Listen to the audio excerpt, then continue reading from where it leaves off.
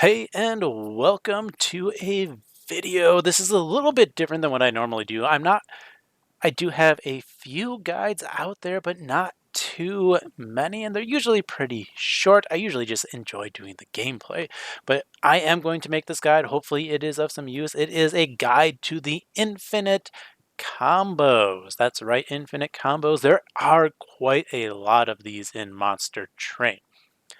Now what this video is going to do is I am going to go over what the key cards for a lot of these infinites are. I'm going to break down some of the things that are absolutely required for the combo to work.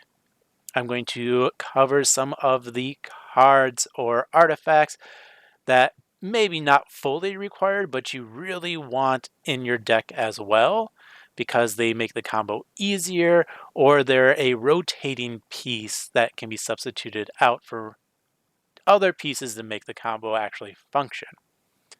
I'll also go over some payouts.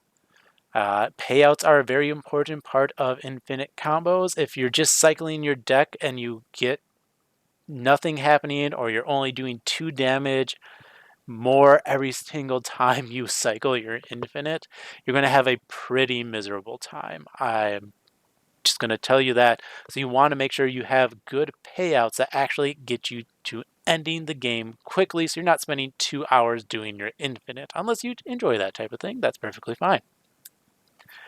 I'm going to show some brief gameplay videos on some of the variations of these infinites.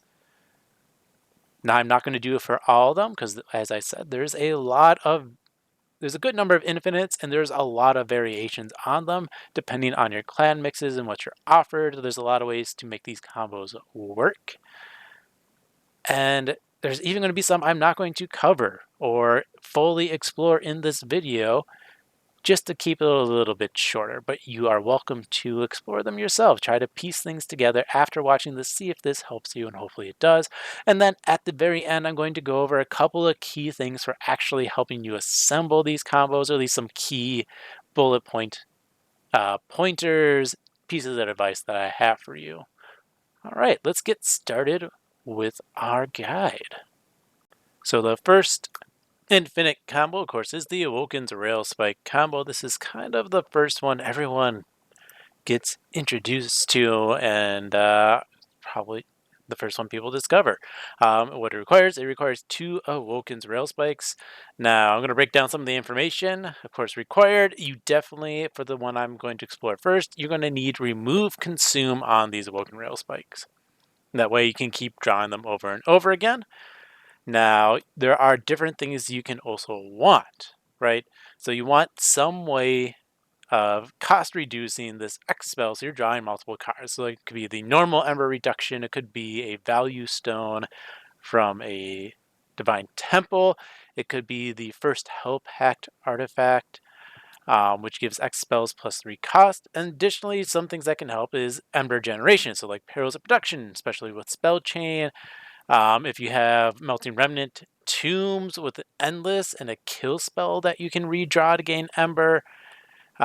Something like Forgotten Trade with Remove Consume or one of the other Ember generating spells. Or something similar to the Tomb are Ember Imp, gaining that Ember and then being able to kill it with Endless and bring it back.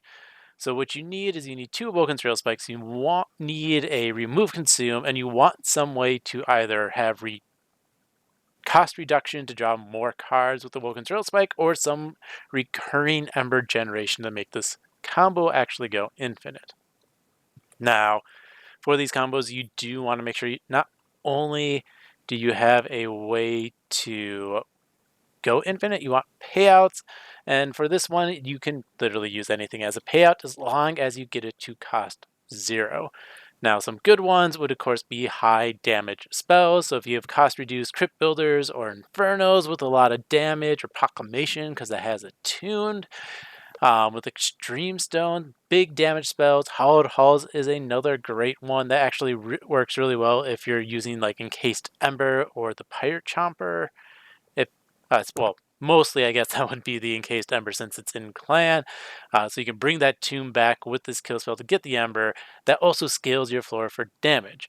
So you want to make sure you, just to make things easier on you, want this high damage payout, but it could be anything that costs 0 as long as you can redraw it and the Awoken's Rail Spike at the same time.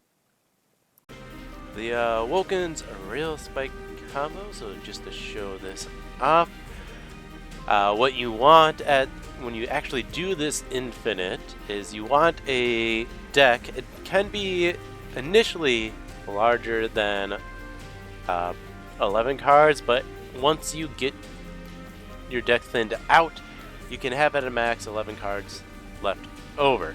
2 of those, of course, being the Awoken's Rail Spike. So I have 2 Awoken's Rail Spike with a Value Stone and a First Help Pack, just because that is one of the simpler ways to get this combo. And it's quite simple. With 11 cards, I have a 10 card hand, 1 card in deck. If I draw 1 with the Awoken's Rail Spike, play another, now I'm just going to keep redrawing the Awoken's Rail Spike. This is why you can have 11 cards. You can have 1 in the deck, which is the second Rail Spike, and 1 in hand. You just keep redrawing them over and over. Now, you can throw in, of course, once again, some ways to win. So first off, this is Spine Chief. He's getting plus to the floor. You could throw out some of these more 0 cost cards, and I can gain a bunch of Ember to redraw again. Since I have the extra draws automatically, I can throw out a damage spell, for example, and then draw both of them.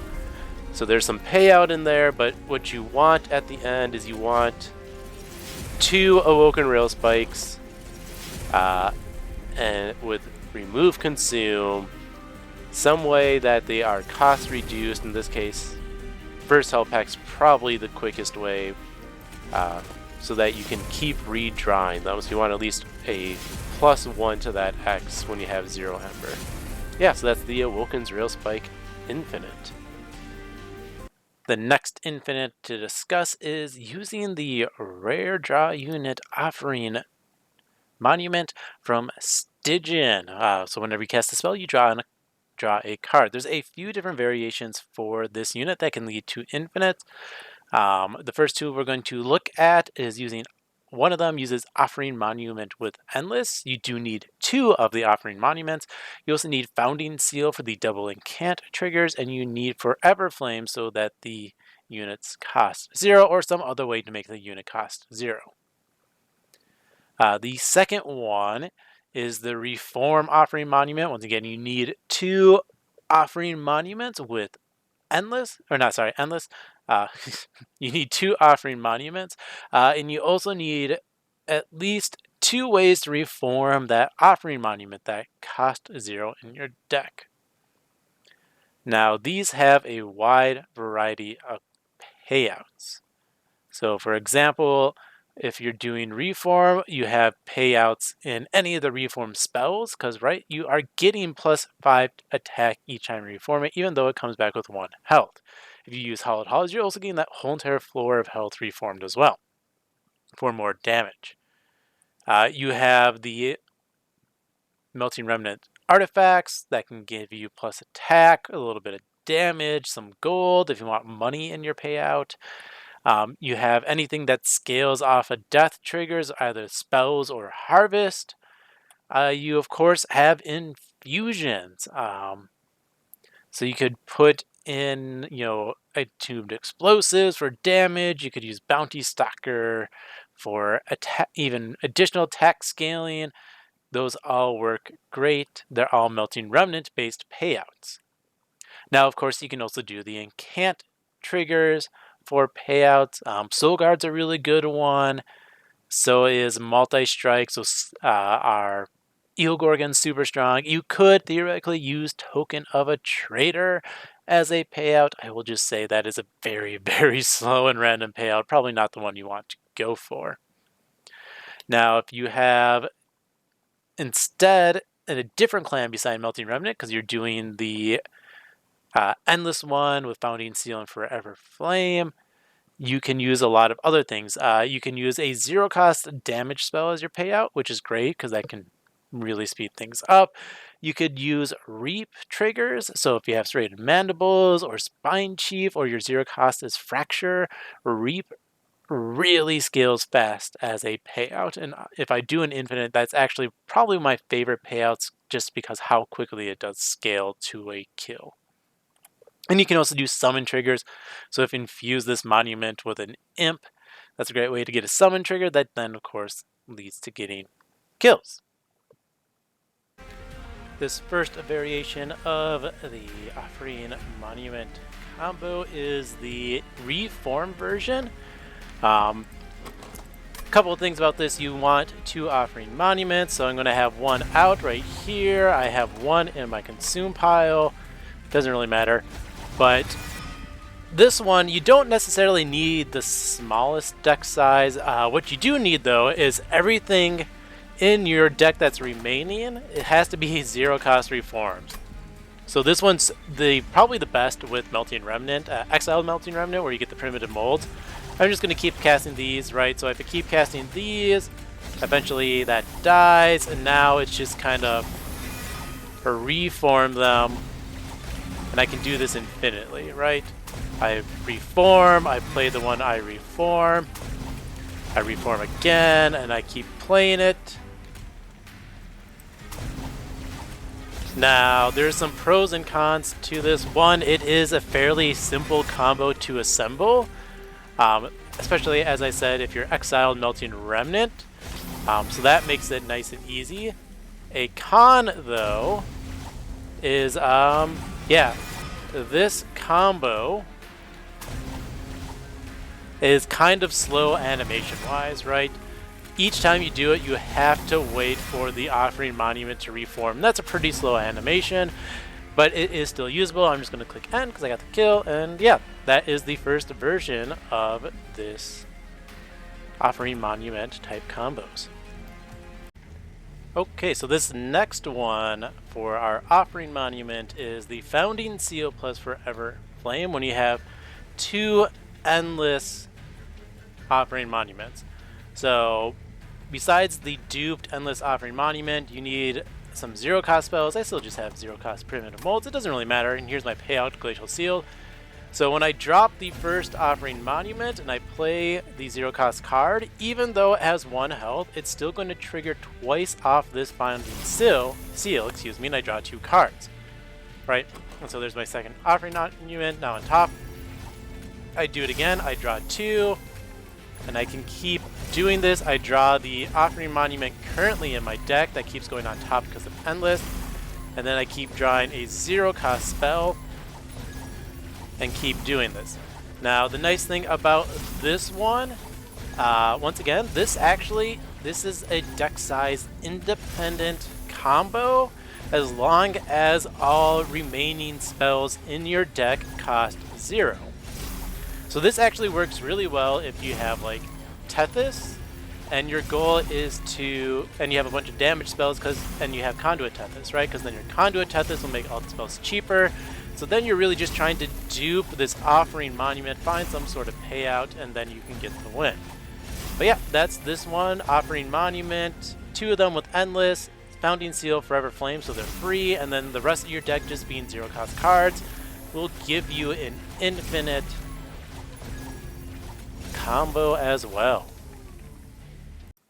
The other variation for the Offering Monument is nice because you only need 1 Offering Monument, and it is going to be the Offering Monument plus health gain. So one way of doing this is Echo Infusion with a Carving Kruska, or you can do a cost reduced Cycle of Life.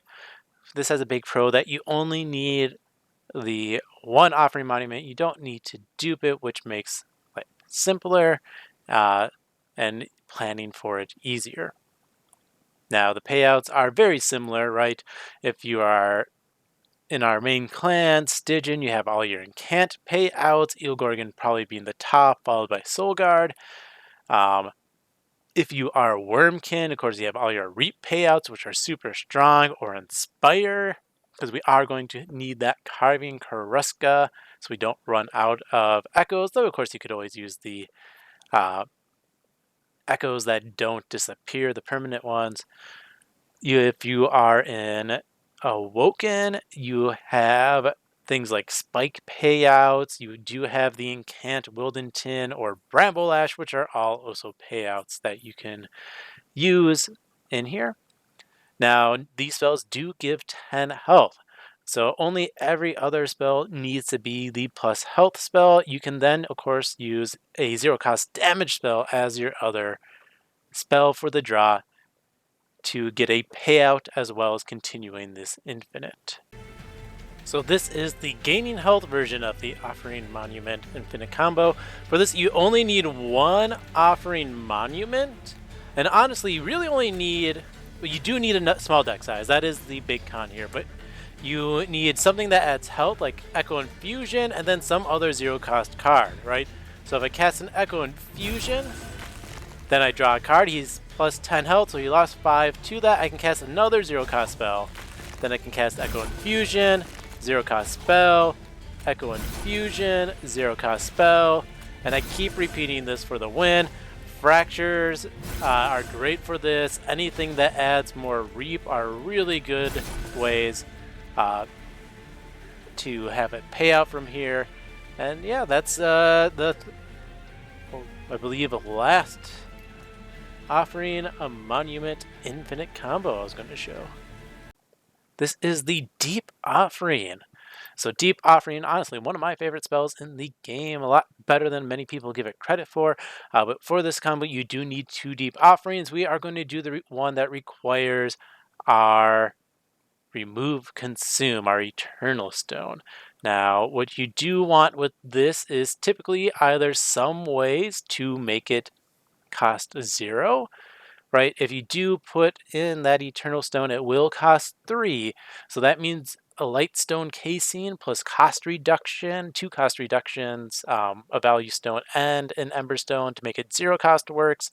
One of my favorites, and the one I will be showing later, is going to use the Kinstone Totem that gives you energy for each card you discard, plus Twin Stone. That is usually the one I prefer, and it's really good. Now the payouts for this, of course, once again, 0-cost damage spells, right? You are drawing new hands, so anytime you draw a 0-cost damage spell, you can cast it, and that gives you payout to this infinite. Incant, Inspire, Reap, rather than show all these again, I'm just going to say what those categories are. We saw all the Incant guys, all the Inspire things, all the Reap stuff. Those are still payouts. But a new payout here are the Offering cards, right? Offering Crypt Builder, Offering Titan's Tooth. Offering Crypt Builder is what I really enjoy because he's throwing an Extreme Stone or the Piercing upgrade, and you're doing, 2 to 300 damage on a Crypt Builder just by discarding it from your hand using the Deep Offering, and that quickly gets you into flying kills, which is great. So this is my favorite version of the Deep, well, the best version for Deep Offering combo outside of Wurmkin. We'll talk about the Wurmkin one later. But what I have is I have a Remove Consume Deep Offering with a Spell Chain plus the Kinstone Totem. This one's nice because even if you don't get down to the true infinite because your deck size is too large, because you're getting these constant purge copies, you actually have your chance of taking this as pseudo infinite to a true infinite for just as far as winning the battle goes, right? So I'm going to cast the 1 here. I do, as I said, I have 2 of them in my deck because you do want 2 of them. But if I cast the first one, right, it goes off and I get a copy automatically, plus I can draw any that might still be in my deck. So I cast again, look, I drew another one. Now the fun thing about this Crypt Builder is a super good payout, besides the fact that I have Soul Guard, I have Frostbite, I have Rage. Just this, having a Crypt Builder in there makes this combo a lot better, right? Because now I can occasionally just blanket him for a lot of damage instead of just relying on these incants, and that makes your combo go a lot quicker. Yeah, but Kinstone Totem plus 2 Deep Offerings with Remove Consume and a Twin Stone is a super strong infinite or just a super strong pseudo infinite for the win. The next infinite is the Monoclan Infinite for Melting Remnant using the Votivary. So a pair of Votivaries can lead to the infinite.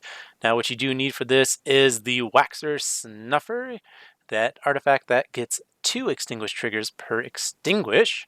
That's going to be required so we can draw 2 cards at a time. Now you also want some way to continuously kill the Votivary you play. Now you'll see this combo go off. Hallowed Halls is good, or Subsuming Blade. A 2, you can mix and match. You could use actually other spells as well, but these are just 2 of my favorite ones. So long as they cost 0, in some way or another, you can get an infinite using Votivaries. Now the payouts for these, you do of course the Hallowed Halls and Subsuming Blades, which you want for the combo anyways, are also payouts. Hallowed Hall skills the floor. Subsuming Blade eventually gets enough piercing damage, can one-shot anything. And the nice one about that is then you can, if you get it, 500 damage in one round, the next ring you use it is going to start at 500 damage, and then you don't have to scale it as much. Of course, infusions, so damage on death infusions are great, especially Entombed Explosive, because you are then doing 100 damage per death because you do need the Waxer Snuffer, remember that. Of course, anything that scales on the dying once again, so our damage spells, our guys that get bigger, our harvest triggers, right? If you give them burnout, the candle works great. Money, other infusions that scale the attack of Votivary, though the scaling of attack on Votivary, it is only 1 health typically, so it can easily die. Now, once again, Reap, Inspire, Incant, Summon triggers, all of these great in there, especially the summons you do want the Hallowed Halls, though of course you then can do the infusions into the Votivary for summon triggers as well. So this is going to be the Votivary or Votivary combo, depending on how you want to say it. But what you need is you need 2 of our Votivaries here. You need the Waxer Snuffer. You need 2 ways to kill it and a small deck size. Now, so what I'm going to do is I'm going to cast Subsuming Blade on this. I'm going to draw 2. Then I can cast my second Votivary. I'm going to Hallowed Halls. That's going to kill it. I'm going to draw 2. Those reform. That's just bonus. But each time I do this, I am cycling through the deck. Now, I have a couple of good payoffs here. First off, I have Entombed Explosive inside of this guy, so it's dealing 100 damage each extinguish. So that's great. Hallowed Halls is also part of the payoff, where you're getting +5 attack to everything you're reforming. And honestly, Subsuming Blade is a fun one as well, because the earlier you get this combo, your Subsuming Blade, these first couple might be doing 300 damage, but you can easily get the Subsuming Blade to deal hundreds to thousands of damage, depending on how patient you are for getting the kills or what your payouts are. This next infinite involves my favorite imp. I know most people's favorite imp is Transcendent, but mine is the Impish Scholar, because this guy is so good in my opinion. Now these are going to be the Endless Impish Scholar Infinites. Now this one actually has an infinite in a lot of different clans. Unfortunately, none that are mono Hellhorned, but pretty much all the pairings, except for I believe Wurmkin, has an infinite with them. So what you want is some way to redraw out this Impish Scholar. So the first 2 I'm going to show are Channel Song and Prism Retrieval, right? Channel Song will redraw the Imp if it's the only unit in your deck, and Prism Retrieval will as well. You can also use your generic card spells, so if you have the Impish Scholar on top of your deck, you play Deep Offering or Woken's Rail Spike, you draw it, and then you put it back on top of your deck, you get back those consume cards into your hand. Now you can also use Sacred Wix. Sacred Wix is that reform 2 units at random with consume. This one works with Impish Scholar if your Impish Scholar does not have Endless. Now, any of those work as part of the infinite. What you do also want is 2 things. First, you need some way to get a double Impish Scholar trigger. So this could be, you actually have Transcend Imp, where you have it infused with Impish Scholar, or you have a double Impish Scholar trigger somehow, or you could use Ashes of the Fallen, or you could have a self-infused Transcend Imp. And the second one is you want some way to repetitively, take out this Impish Scholar. That is also a consume spell. So a 0-cost Impressive with the consume upgrade is great because that works with all of the above. And what you do is you play your Impish Scholar, you get your required card back, you get the consume Impressive back, you sacrifice the imp, you play your draw spell, you get the imp back, and you just repeat ad nauseum then. Inferno also works if you can get an Inferno to cost 0 or be able to pay for its Ember every single time and it has consume. That's great. It does a lot of damage to the floor. Actually, not as much as Impressive, because remember that plus 20 damage brings Impressive up to 150 versus the 120 for Inferno with that upgrade. Impressive is also good because it's a true infinite with all of the 5 cards above. However, Inferno eventually does reach your limit if you're using either Channel Song or Sacred Wicks as your other combo piece. Something to keep in mind. Now the payouts, of course, are the spells I had listed previously. Channel Song, Prism Retrieval, Sacred Wicks all give attack to your Impish Scholar, so that can be used as a payout. The Impressive and the Inferno are damage spells. Of course, those are also payouts. If you have Ashes and you put a summon trigger into your imp, that is another payout you can use. Our Reap, Inspire, and Can't Extinguish type triggers are also payouts as well. This is one of the re-summon Impish Scholar variations. Yeah, so this one is a little bit better of a payout than the Return Soul one. And it requires a little bit different cards. So what you want is you want your Impish Scholar, you need some sort of double summon. So here I have Ashes of the Fallen, you could do Self-Infuse, you could have an Endless Transcendent, blah blah blah. Anyways, what I'm going to do is I'm going to cast it, and I'm going to sacrifice it to the Impressive. That's going to deal a lot of damage, right? Now, since I had 2, if I cast my Prism Retrieval, it was the only unit left in my deck, otherwise you have to play out all of your units. This is the unit I draw. Now it costs 0, and now I can sacrifice it again, I can redraw it, and since each time I play it, it gets another additional 5, this is an infinite combo, and I can use it to kill. I also have the Queen's Implant Infusion just for the quicker death to the boss as well. Now, I might have said that Wurmkin doesn't have an infinite combo with Impish Scholar, and that's not really true, actually. So this one, once again, Endless Impish Scholar. Now, what you do require is important work. Now, this is not Mono Hellhorn. Mono Hellhorn still no actual infinite for the Impish Scholar, but important work can lead to an infinite if you give the important work consume. And that is easiest to do in Wurmkin. Return Soul with a Freestone is probably the best way. Get the important work into your discard pile, return it, now it has consumed. You keep casting that over and over to redraw an Endless Impish Scholar, and it returns the important work you have in Infinite. You can also do it with Total Recall or Ambient Charge. Same with actually Stygian's Gifts to our Guard. All those can also give it consume. They are a little bit more random, and you do, of course, run the risk of putting more consume cards in your consume pile to return. You do need a very curated consume pile.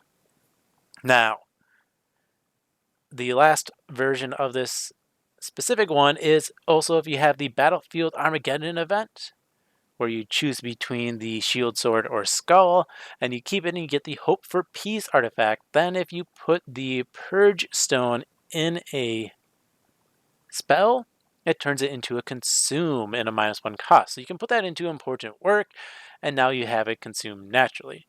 I'm not going to go over any specific payouts for them because they're all identical to the previous Impish Scholar ones, plus our Reap and Inspire. But do note you don't need the double return effect, so you don't need it self-infused, you don't need a Transcendent, you don't need Ashes of Fallen for this Infinite to work. So this will be the Impish Scholar Important Work combo. And so what you need for this is you need Impish Scholar with Endless, you need Important Work, and you need some way to give it consume. So in this case, Return Soul. So what I'm going to do is I'm going to sacrifice it. I'm going to play it back out. That's fine so far. I'm going to return this Important Work. Now it has consumed, so when I sacrifice, redraw it with Endless, I get back this same Important Work every single time. Now, the pros of this combo is you don't really need dupes. It doesn't matter your deck size. The Freestones really help at assembling the combo. One of the cons to this combo is you have to make sure you keep a very small consume pile if you're using the Impish Scholar. Otherwise, you can return the wrong spells and lose instead. Well, maybe not lose, but you lose the combo and it's no longer infinite.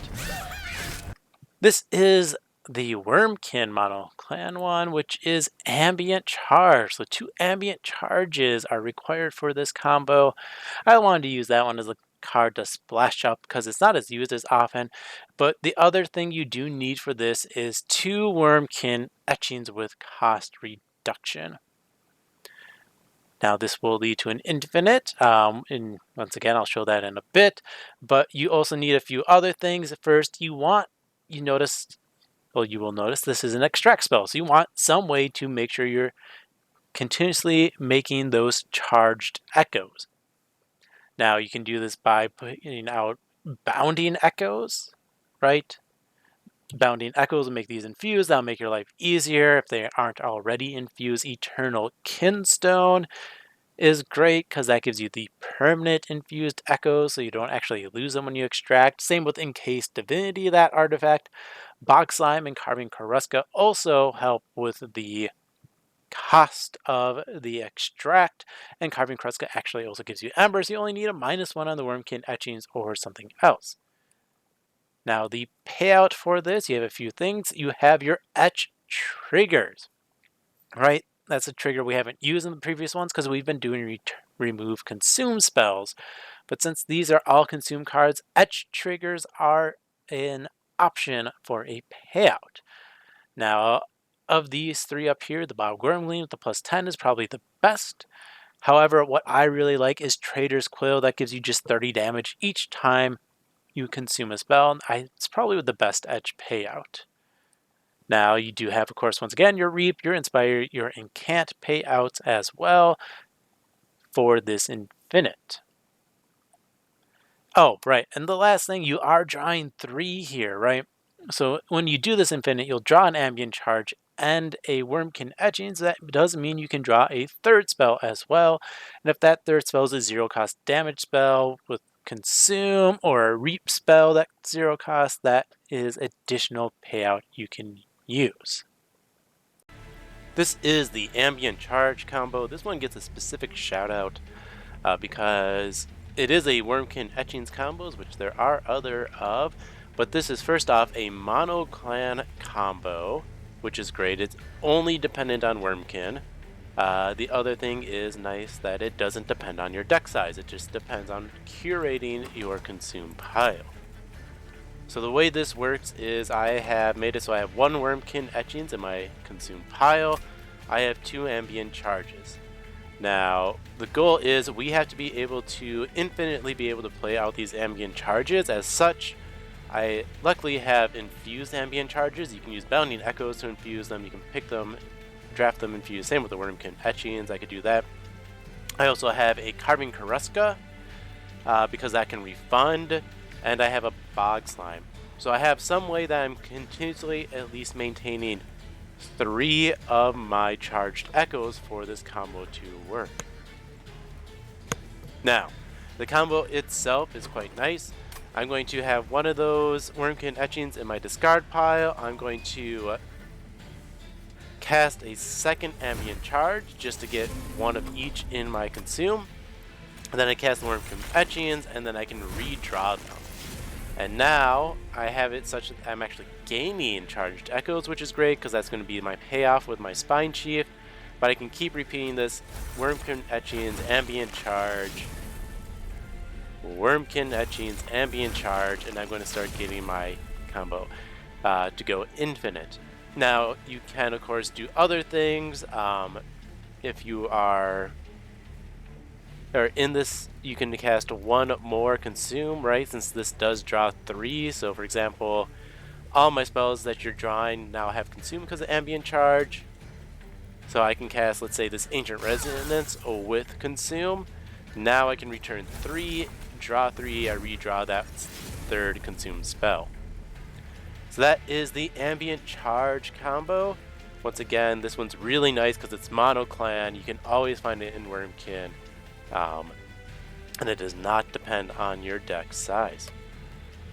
Now we already highlighted Ambient Charge plus Wurmkin Etchings, but let's look at the Wurmkin Etchings themselves because they are also used for a lot of infinites. And basically what you do is you take 2 Wurmkin Etchings and you pair them with 2 of some of the other infinites we've seen. That could be Awoken's Railspike or Deep Offering with 0 cost. You could actually do this with Gifts for a Guard in a small enough deck. Once again, that's a little bit trickier just because Gifts for a Guard is not targeted. But you do want some way to draw cards that has Consume, so you can redraw these Wurmkin Etchings and another draw card. For this, you do want, of course, some way, if need be, to generate Ember. So Excavated Ember, Forgotten Trade are great, especially if you do Wurmkin Etchings, Awoken's Railspike. Forgotten Trade in there helps with the Ember issue. Also, if you can't find the cost reductions needed. You can also do this with, instead of a Wurmkin Etching, a Spell Chained Broken Memory, where you return the draw spell plus with your spell chain copy, the Broken Memory itself, and then you draw that in your draw spell with your consume draw card, and yeah, that leads to an infinite here too. Now the payouts for these, once again, 0 cost damage spells with consume are great because you're drawing multiple cards. Your Reap, your Inspire, your Incant, your Etch, and your Offerings. If you're using Deep Offering, those Offering is of course a payout too. Right, so that could be like Wurmkin Spike, that's a strong one. Our Incant, I like Eel Gorgon. For Etch, the Bog Wormling or the Trader's Quill. Offering, of course, Crypt Builder. And if you need the Inspire triggers, if these aren't infused, you can use Bog Slime to get those from the consumed spells themselves. This is the Wurmkin Etchings version of the Awoken Railspike combo. You notice these do not have Remove Consume anymore, no Eternal Stone. I have both my Railspikes, I have my Wurmkin Etchings, I have one in my Consume pile. So I'm going to cast the second Wurmkin Etchings. Then I'm going to redraw those. Doesn't quite matter as long as I can cast everything out. Go away, Train Steward. So if I cast my next Wurmkin Etchings, that puts the Railspike and the Etchings back up, and then I can cast Railspike again. And if I just keep doing that, Etchings, Railspike, Etchings, Railspike, I will just infinitely redraw them. If I start giving them another consume spell, as long as I can draw all of the consume spells I just played, so in this case 3, it's fine to continue the combo with a couple extra things. And that is that combo, right? I can go up to the flying boss. I can start casting, let's say, an Echo Snare as my third one for my +3 draw. And now I can also start getting the flying kill, some actual payout on the boss, right? And that's always what you want to do. You want to make sure you have some sort of payout to get the kill. Now you'll also notice the nice thing about the Wurmkin Etching variations of this combo is that you can have a lot of cards in your deck still. You don't need a minimum deck size, you just need a curated consume pile that matches your draw capability. And if that is what you have, you can still get the kill quite readily, or get your infinite, quite readily. So this infinite combo is a little bit more unique. You need only Return Soul or Total Recall to get this infinite combo, but it's not one you can plan ahead for like these others. And that's because you need the specific Concealed Caverns event Abandoned Wing. And so the Abandoned Wing cavern event, if you don't recall the names, this is the one where you meet the Abandoned Wing by his tent, and he offers to take either a unit or a spell from you, and when you give them that, they give you an upgrade. If you give them the spell, you need specifically the Heaven's Finest upgrade that gives you a copy of this spell into your discard pile. Now, I said you can't plan for this because the Abandoned Wing event only appears at Ring 3, and then you have a 1 in 3 chance of getting that specific upgraded. If you, assuming, of course, have this spell in your deck to give to them, right? These are both uncommons, so it's not the most likely to have at Ring 3. So that does mean if you do have these spells, you have about a 2.8% chance of getting this infinite at Ring 3. Not very frequent. But you'll see it anyways because I'm going to show you. And a couple other things that are helpful. Duping it so you have multiple in your discard can help, or putting a twin stone on these also really help. Now the payout for this, once again, these are Reap Inspiring. You can't etch triggers because we are going to be consuming a lot of spells. The big three, of course, once again, Bog Wurmling, Eel Gorgon, Spine Chief. Spine Chief is just always a great infinite payout whenever you have one in Wurmkin. This is the rare but powerful one card infinite as well with Return Soul and Heaven's Finest. Specifically, first off, you need to find the Heaven's Finest event, which is only a Ring 3 Caverns event, which I believe I've already mentioned. And then you, of course, have to get this upgrade. But once you do, it's really, really strong. So what I have is a Spell Chained Return Soul here. So if I cast the first one, I just get the Spell Chain copy. Now, if I cast it again, it's going to return one of these, right?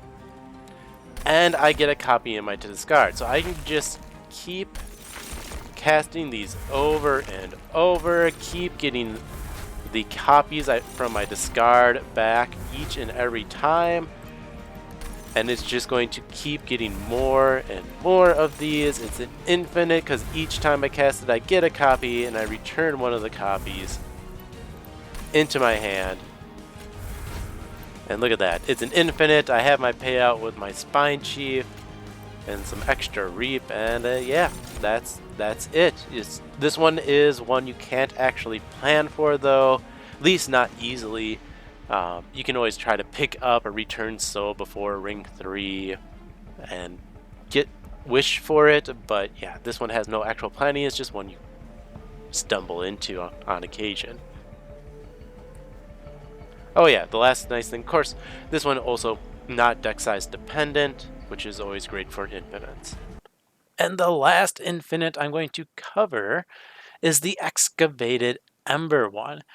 For this, you need the Concealed Caverns event that gives you the choice of taking the Calcified Embers or the Abandoned Stave. The Abandoned Stave is nice for that upfront Ember.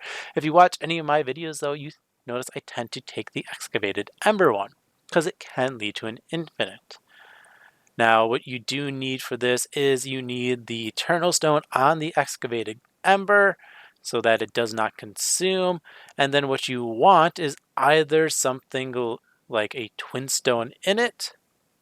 So a Twin Stone on a Remove Consume Excavated Ember will give you +2 draws for one spell, and a total of, if there's no Ember reduction in it, 1 Ember. So it's an infinite Ember combo and an infinite draw where you can get anything as your second draw. You can also do this combo with Wurmkin Etchings instead of the Eternal Stone. So if you twin stone one with the Wurmkin Etchings, you can draw both of those back plus other consume spells. Now this one I don't have a payout page because it's basically everything I've said about spells before for payouts, plus the fact that you have infinite embers, so that's also good for X cost spells. This is the Excavated Ember combo. So this one is deck size dependent, unfortunately. So what I have done is either through normal consume means or this returned soul. I have consumed pretty much most of my deck, have played it out, so that I have 10 or less cards remaining for each, in this case only one Excavated Ember. Now it's quite simple. I just cast Excavated Ember. Since this has remove consume and twin stone, it's especially nice. I can just recast them over and over. This is an infinite Ember combo. Now since this has a twin stone, this is basically a draw 2 each time. So I can go, let's say, Root Seeds, then my Ember. The first Ember redraws the Root Seeds, the second one redraws the original copy. So I can just keep doing this, and now I also have a payout. I just want to make sure that I redraw this Twin Stone Excavated Ember before I actually cast my Root Seeds again. And that is the Excavated Ember combo. So I've talked about the combos, explained some of the different parts of them, showed some videos and some payouts of them actually in action. But now we're going to talk a little bit briefly for a few minutes just about how to assemble combos. And this is going to be the biggest piece of advice and probably the most important thing I say in this whole entire video. To get these infinites, you have to pick the pieces. Now, this does mean picking things sometimes when you might normally not think of it because it doesn't have a direct impact, but it could have a future impact. There's some of these pieces that I pretty much pick no matter what, even if I don't think I'm going to do an infinite or know I can't do an infinite. And that are things like Awoken's Rail Spike, Offering Monument, Deep Offering, Impish Scholar, Wurmkin Etchings, even the Votivary. These are all cards that have some very strong uses outside of the infinites. For if you learn how to use these efficiently, these will just make your general gameplay better. And if you know how to use them efficiently and then you happen into an infinite, it just makes your life sometimes easier. Now there are some of these infinites that have a little bit less likely to pick. For example, the Excavated Ember, Concealed Caverns, Ambient Charge. I don't blame you if you don't pick those as often. They're a little bit more difficult to use. They have differing impacts. They can still be good in the right situations. But the other thing you want to pick oftentimes are your payouts. There's some key artifacts that some of these combos need. First Hell Pack, Kinstone Totem, Lightstone Casing, Carving Karuska, Ashes of the Fallen, and our Waxer Snuffer. These, in my opinion, all very strong artifacts that can easily fit a lot of decks. And so you want to put yourself in situations where picking these cards or these artifacts are always a good idea.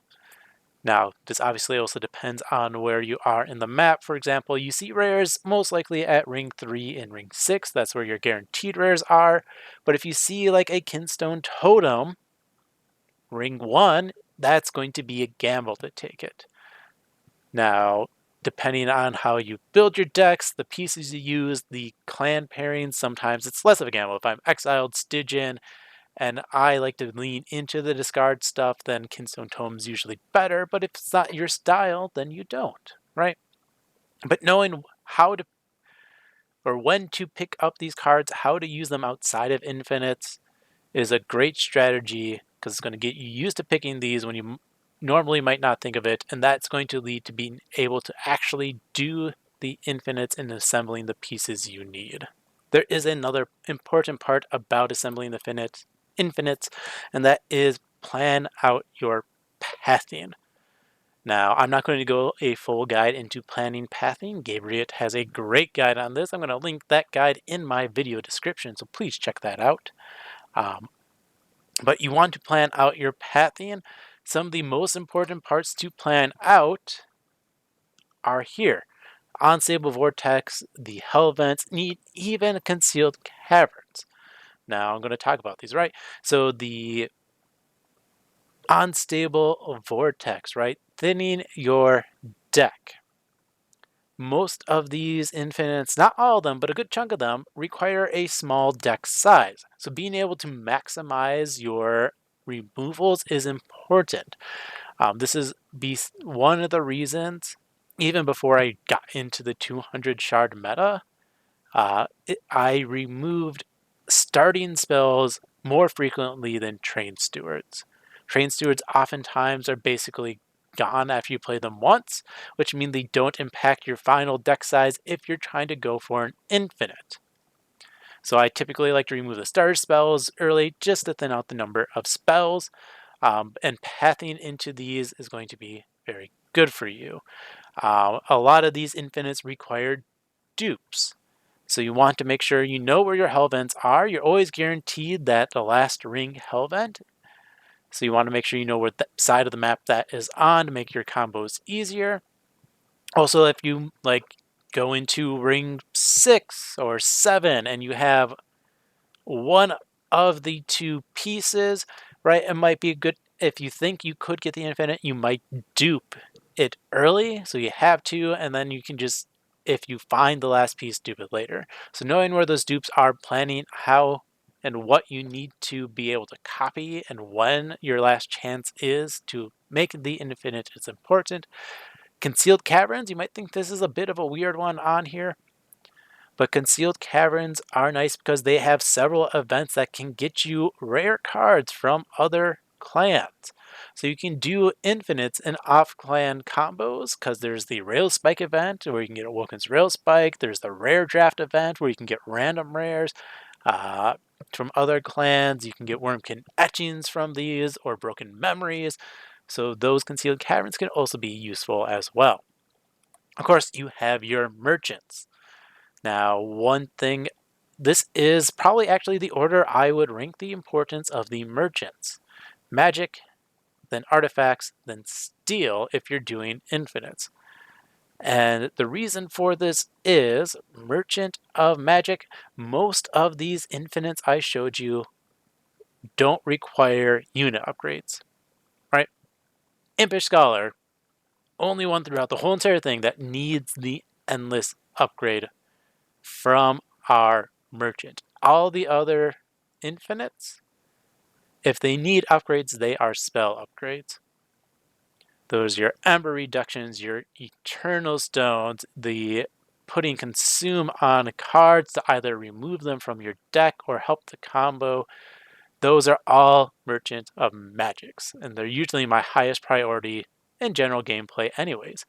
The Merchant of Trinkets for artifacts. A lot of our payouts are artifacts. A lot of our combo enablers are going to be artifacts.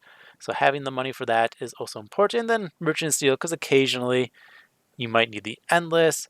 They're better in the early rings when you want to beef up your banner unit, in my opinion. That's a completely different topic. But the Merchant of Steel can help with your payout. If your payout's a unit, it can help with some of your combos as well, if need be.